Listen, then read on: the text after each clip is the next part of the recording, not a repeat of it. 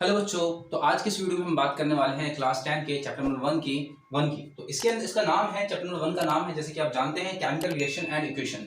तो इस चैप्टर में हम केमिकल्स के बारे में, रिएक्शन करने के बारे में सीखने वाले हैं। केमिकल किस प्रकार से रिएक्शन करते हैं, कितने टाइप के केमिकल रिएक्शन होते हैं और उसके इक्वेशंस के बारे में हम जानेंगे। तो चलिए शुरू करते हैं। सबसे पहले कि केमिकल रिएक्शन होता क्या है। तो देखेंगे बच्चों क्या लिखा है, the process in which new substance, यानी कि ऐसा प्रोसेस, ऐसे तरीके जिसकी वजह से नई चीजें जो है वो बन जाती हैं। देखिए, अगर हम आम सिंपल सी भाषा में बात करें, केमिकल रिएक्शन का मतलब क्या होता है कि यदि आप कोई एक सब्सटेंस हो या एक से ज्यादा सब्सटेंस हो, उसे आप किसी दूसरे चीजें मिक्स करते हैं और एक नया सब्सटेंस बन जाए, एक नया प्रोडक्ट बन जाए, तो उसे हम केमिकल रिएक्शन कहते हैं। जैसे कि आप यहां पे देख सकते हैं डेफिनेशन के हिसाब से, द प्रोसेस इन विच, यानी कि ऐसा प्रोसेस जिसमें न्यू सब्सटेंसेस, नए नए सब्सटेंस जो बन जाते हैं विद न्यू प्रॉपर्टीज। अच्छा, एक बात और ध्यान देने वाली बात है कि जो नए सब्सटेंस बनते हैं ना, वो नए प्रॉपर्टीज के साथ बनते हैं। ठीक है, उनके अंदर कुछ नई नई चीजें होती हैं। जैसे कि अगर हम बात करें, आप चाय बनाते हैं, चाय बनाने के लिए दूध डालते हैं, पानी डालते हैं,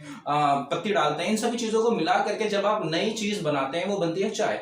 अगर हम चाय की प्रॉपर्टीज की बात करें तो चाय की प्रॉपर्टीज है वो दूध से अलग होती है, चीनी से अलग होती है। तो इसी प्रकार से यहां पे जो नई properties are formed from one और मोर सब्सटेंसेस, तो नई जो चीजें बन रही है ना, वो या तो एक सब्सटेंस से बनेगी या एक से ज्यादा सब्सटेंस से बनेगी। तो इसी को ही हम केमिकल रिएक्शन कहते हैं। I repeat, the process in which new substances with new properties, यानी कि एक ऐसा प्रोसेस जिसके अंदर नए सब्सटेंस बनते हैं नए प्रॉपर्टीज के साथ, आर फॉर्म फ्रॉम वन और मोर सब्सटेंस, या तो वो एक सब्सटेंस से बन रहे हैं या एक से ज्यादा सब्सटेंस से बनते हैं, तो इसको हम केमिकल रिएक्शन कहते हैं। अब हम बात करेंगे कि केमिकल रिएक्शंस के अंदर क्या होता है। जब हम किसी दो या दो से अधिक चीजों को मिलाते हैं और एक नई चीज बन जाती है, तो जिन चीजों को मिलाते हैं उनको हम रिएक्टेंट बोलते हैं, और जो नई चीज, नया प्रोडक्ट जो बना है आपके सामने, जो बनकर तैयार हुआ है, उसको हम प्रोडक्ट कहते हैं। तो देखेंगे इसके डेफिनेशन कुछ इस प्रकार से है, द सब्सटेंस, यानी कि वो substance which take part in a chemical reaction, यानी कि वो सब्सटेंस, वो चीजें जो टेक पार्ट, यानी हिस्सा लेते हैं किसी केमिकल रिएक्शन के अंदर, इसे हम क्या बोलते हैं बच्चों, which chemical reaction are called reactants. क्या बोलते हैं बच्चों, रिएक्टेंट। जैसे कि एग्जांपल के तौर पे आप चाय बना रहे थे, चाय के लिए हम क्या क्या यूज कर रहे हैं, दूध यूज कर रहे हैं, पानी यूज कर रहे हैं, चीनी यूज कर रहे हैं, पत्ती यूज कर रहे हैं। तो ये जो केमिकल रिएक्शन में ये चीजें भाग ले रही हैं, तो इन चीजों को हम रिएक्टेंट बोलेंगे। क्या बोलेंगे बच्चों, रिएक्टेंट। और जो नया प्रोडक्ट जो बनेगा, जब हम इन चीजों को मिक्स करेंगे, आग पे हम इसको गर्म करेंगे, गर्म करने के बाद हमारे पास जो तैयार होता है प्रोडक्ट, वो होता है क्या क्या बोलते हैं उसको, चाय। तो जो चाय है उसे हम बोलते हैं प्रोडक्ट। द सब्सटेंस, यानी वो चीजें विच आर फॉर्म्ड यानी कि जो बनी है इन अ केमिकल रिएक्शन के थ्रू, आर कॉल्ड प्रोडक्ट्स। इन चीजों को हम क्या बोलते हैं बच्चों, प्रोडक्ट्स। तो दो चीजें आपको बात समझ में आ गई होंगी, एक रिएक्टेंट्स का मतलब वो चीजें जो केमिकल रिएक्शन में भाग लेती हैं, और प्रोडक्ट का मतलब वो चीजें जो केमिकल रिएक्शन में भाग लेने के बाद तैयार हुई।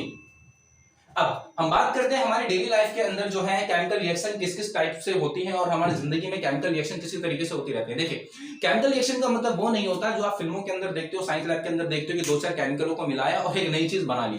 देखिए, केमिकल रिएक्शन जो है हमारे डेली लाइफ के अंदर, खाने में, पीने में, जब हम खाना खाते हैं तो उस खाने को पचाने में, सांस लेने में, हर चीजों में केमिकल रिएक्शन जो है वो हमें देखने को मिलता है। अगर हम पहले में एग्जांपल्स की बात करें तो डाइजेशन ऑफ फूड, यानी कि जी हाँ, यानी कि आप जब खाना खाते हैं तो खाना जो है आपके पेट के अंदर जाके पचता है।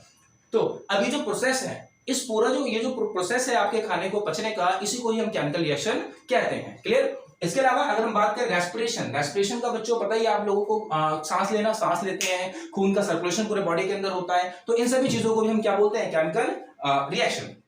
इसके बाद रस्टिंग ऑफ आयरन, लोहे के अंदर जो है जंग लगना। अगर लोहे के अंदर जंग लग रहा है तो ये भी केमिकल, एक प्रकार का रिएक्शन हुआ, और ये भी केमिकल रिएक्शन का ही एक पार्ट है। बर्निंग ऑफ मैग्नीशियम रिबन, यानी कि आप बर्निंग ऑफ मैग्नीशियम के रिबन को आप जलाते हैं, तो ये भी एक प्रकार का क्या हुआ बच्चों, केमिकल रिएक्शन। क्योंकि इन सभी एग्जांपल्स के थ्रू जो भी आप एक्टिविटी करते हैं उनसे एक नया प्रोडक्ट फॉर्म होता है। क्लियर। तो मुझे उम्मीद है कि आपको केमिकल रिएक्शन का मतलब समझ में आ गया होगा।